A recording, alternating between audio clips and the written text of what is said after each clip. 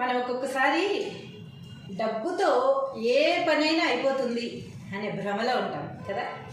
కానీ కాదు, ఓన్లీ డబ్బుతో మాత్రమే కాకుండా మన ప్రయత్నం కూడా ఉంటేనే ఫలించే పనులు చాలా ఉంటాయి. దానికి ఒక చిన్న ఉదాహరణ. ఒక ధనికుడు, చాలా ధనం ఉంది అతని దగ్గర, ఏం చేయాలో తెలియక ఒక మంచి గుర్రాన్ని కొన్నాడు. మంచి బలిష్టమైన గుర్రం అన్నమాట. పందెల్లో పెట్టాడు అంటే అదే గుర్రం గెలవాలి. అస్తమానం గెలుస్తున్న గుర్రాన్నే కొన్నాడు.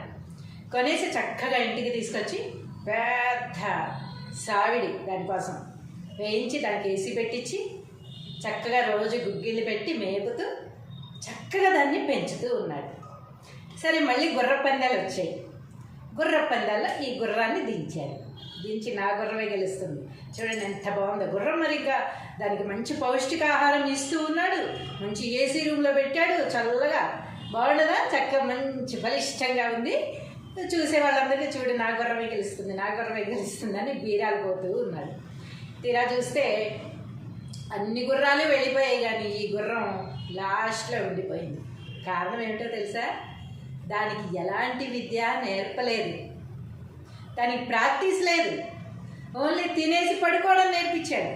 డబ్బు ఉంది, డబ్బుతో గెలుస్తుంది అనుకున్నాడు. కానీ ఆ గుర్రం ప్రాక్టీస్ లేకపోవడం వల్ల పరిగెత్తడం కూడా మర్చిపోయి నెమ్మదిగా నడుస్తూ ఉంది. విజయవంతం కాలేకపోయింది, పోటీలో ఓడిపోయింది. డబ్బుతో గెలుస్తుందా?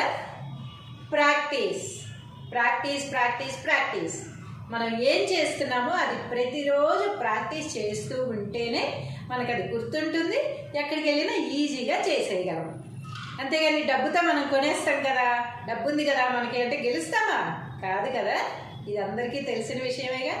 కాబట్టి ఏ విషయమైనా సరే, ఎందులో మనం ముందుకు వెళ్ళాలనుకుంటున్నాం, సంగీతమా, డాన్సా, క్రికెట్టా, ఏదైనా సరే వెళ్ళాలి అంటే మనం ముందుకు వెళ్ళాలి, మనం గెలవాలి అంటే ప్రాక్టీస్ ఇంపార్టెంట్.